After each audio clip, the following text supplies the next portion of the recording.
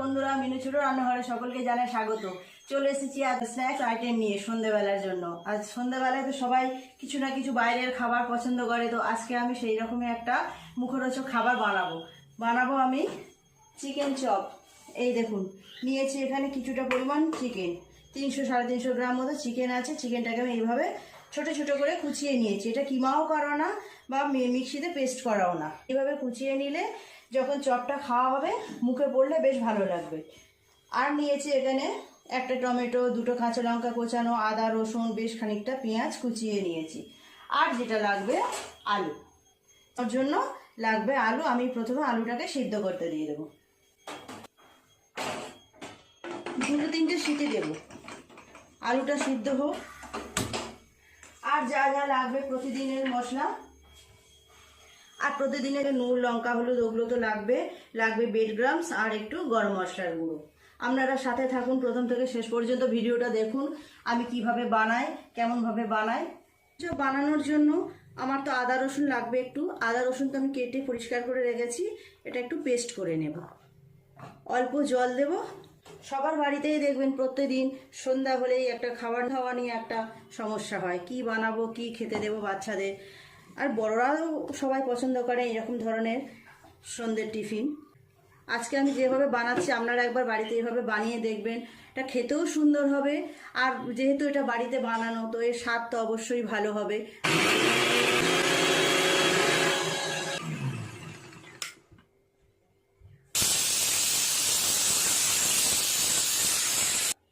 4টে city আমি দিয়েছি। Pressure কুকারটা খুলে এই গরম জলটা ফেলে দিয়ে অল্প একটু ঠান্ডা জল দিয়ে আলুগুলোকে ঠান্ডা করতে দেব। আলুটা ঠান্ডা হয়ে গেলে আমি আলুর খোসাগুলোকে ছাড়িয়ে নেব, এর মধ্যে একটু ঠান্ডা জল দিয়ে দেব। ঠান্ডা জল দিয়ে দিলে আলুটা খুব তাড়াতাড়ি ঠান্ডা হয়ে যাবে। কড়াইটা চাপিয়ে দিই, তেল গরম হয়ে গেছে, দিয়ে দেব পেঁয়াজ কুচি।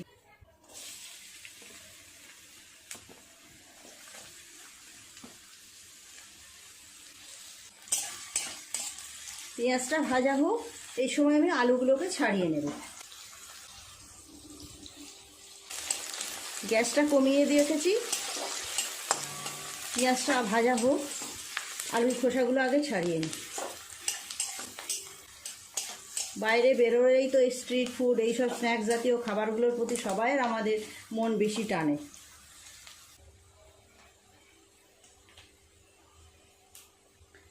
আলুগুলো এখন একটু গরম রয়েছে, এইভাবে আস্তে আস্তে সব আলুগুলোর খোসা ছাড়িয়ে নেব।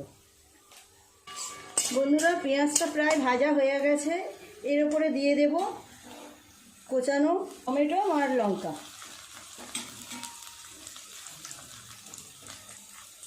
টমেটোটা গলে যাওয়া পর্যন্ত আর একটু এইভাবে নাড়ব।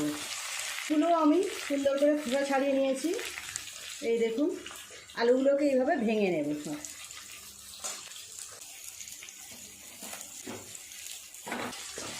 টমেটোগুলো বেশ নরম হয়ে গেছে, এর মধ্যে দিয়ে দেব আদা রসুন যেটা বেটে রেখেছি পেস্টটা। আর একটু নেড়ে নেব আদা রসুনের গন্ধটা চলে যাওয়া পর্যন্ত।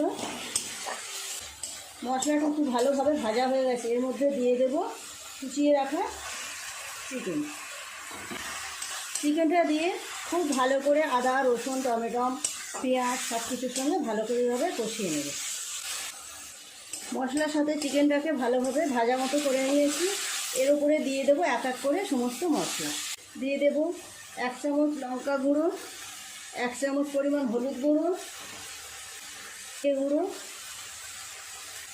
স্বাদ মতো নুন দেব। নুনটা আপনারা একটু বুঝে দেবেন, যে পরিমাণে আপনারা বানাবেন সেই পরিমাণ বুঝে দেবেন। খুব ভালো করে মশলার সাথে চিকেন এইভাবে অনেকক্ষণ সময় নিয়ে কষিয়ে নিতে হবে। নিজেদের খাওয়ার জন্য বাড়িতে তো আপনারা এভাবে বানাবেন, এছাড়াও বাড়িতে কোনো গেস্ট হলে তাদেরকেও আপনারা এভাবে বানিয়ে দেবেন। সমস্ত তেল মশলা সবই টাটকা, দোকানের মশলাগুলো একটু তবু অন্যরকম হতে পারে, যেহেতু এটা ঘরের তৈরি সব টাটকা টাটকা তেল মশলা, তার সঙ্গে আছে ভালোবাসার স্পর্শ। এটা ভালো হতে এমনিই বাধ্য। খুব ভালোভাবে চিকেনটা মশলার সাথে কষানো হয়ে গেছে। দিয়ে দেবো সিদ্ধ করে রাখা আলু। আলুগুলোকে খুব ভালোভাবে এইভাবে ভেঙে ভেঙে দিতে হবে। এবার চিকেন আলু সব মশলা খুব সুন্দরভাবে কষিয়ে নেব। কষিয়ে নিলে পুরটা রেডি হয়ে যাবে। গ্যাস কিন্তু আমি কমিয়ে রেখেছি। পুরটা প্রায় হয়ে এসেছে। এইভাবে নেড়ে নেড়ে একটু শুকনো মতো করে নেব। উপর থেকে ছড়িয়ে দেবো অল্প একটু ব্রেড ক্রাম্বস, খুব অল্প পরিমাণ, একদম 2 চামচ। এই ব্রেড ক্রাম্বসটা দিলে আর একটু পুরটা টান টান হবে। চপগুলো যখন বানাবো তখন সুবিধে হবে। আমি দিলাম আলুটা একটু টাইট হওয়ার জন্য। পুরটা তো প্রায় রেডি হয়ে গেল। ওপর থেকে গরম মশলার গুঁড়ো ছড়িয়ে নামিয়ে নেব।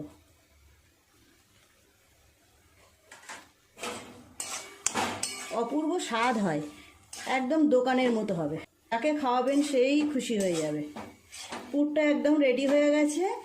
ঢেলে নেব, নিয়ে ঠান্ডা করতে দেব।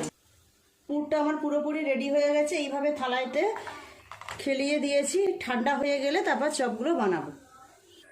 বন্ধুরা, বেশ কিছুক্ষণ পর 10-15 মিনিট পর দেখুন পুরটা পুরোপুরি ঠান্ডা হয়ে গেছে। এইগুলো এবার সুন্দর করে চপের মতো করে তৈরি করে নেব। এই রকম আজকে সন্ধ্যের টিফিনটা সবার খুব মনের মতো হবে। বেশ কিছুটা পুর নিয়ে এইভাবে পুরটা নিয়ে, চিকেন চপগুলো একটু বড় বড়ই হয়, মোটা মোটাই হয়। দোকান থেকে কিনে খেলে তো কত টাকা করে দাম নেয়। এইভাবে যদি আপনারা ঘরে বানিয়ে নিতে পারেন খুব ভালো। আমি এই রকম শেপ করলাম। দেখুন, সব চপগুলো আগে আমি এইভাবে তৈরি করে নেব। তারপর আমি অ্যারোরুটের গোলায় দেব।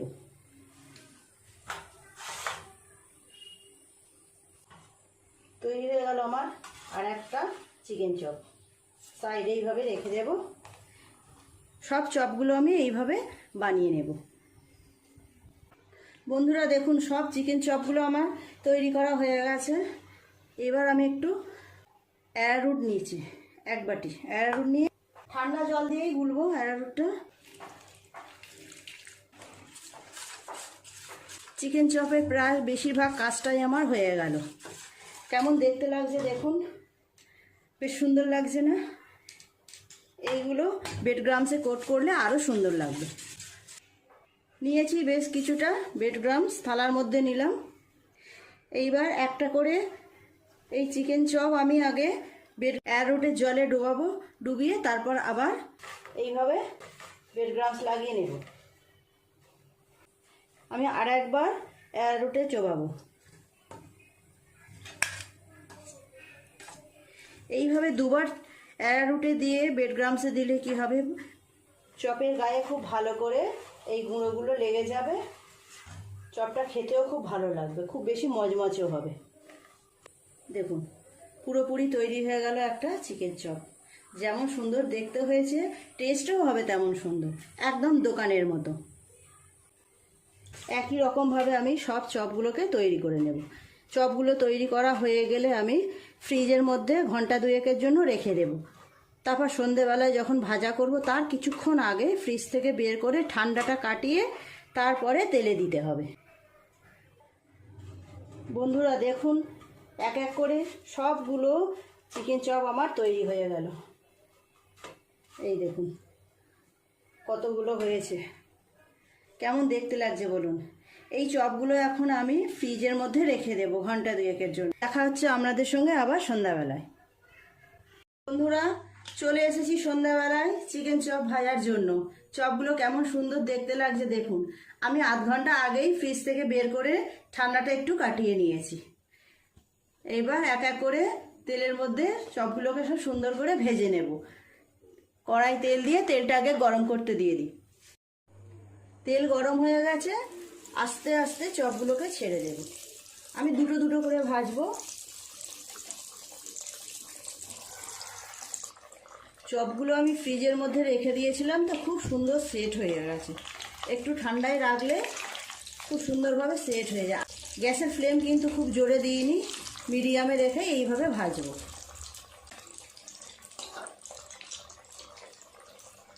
আর একটু ভাজা হবে, উল্টে পাল্টে একটু ভেজে নেব।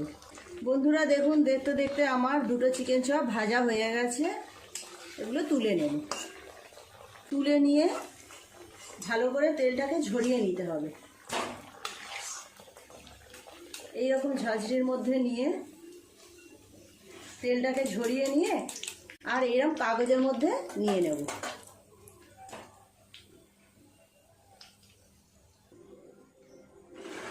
এই রকম কাগজের মধ্যে দিয়ে দেব, তাহলে এক্সট্রা তেল যা গায়ে লেগে আছে সেগুলো শুষে নেবে কাগজে। এইভাবে বাকিগুলোকেও ভাজা করে নেব। দিয়ে দেব আরও দুটো চপ। চপগুলো দারুণ দেখতে হয়েছে। একটু সময় নিয়ে আস্তে আস্তে ভাজা করতে হবে। গ্যাস খুব জোরে দিয়ে রাখলে হবে না, তাহলে ওপরগুলো পুড়ে যাবে আর ভিতরটা ভালো ভাজা হবে না। গ্যাসটা একটু কমিয়ে রেখেই আপনারাও ভাজবেন।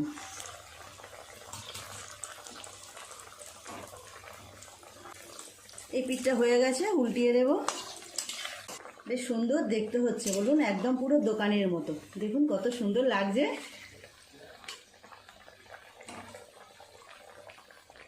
এই চপগুলো ভাজা হয়ে গেছে, আস্তে আস্তে তুলে নেব। এইভাবে ঝাঁঝরির মধ্যে প্রথমে নিয়ে তারপরে তেলটাকে ভালো করে ঝরিয়ে নেব, নিয়ে কাগজের উপরে দিয়ে দেব।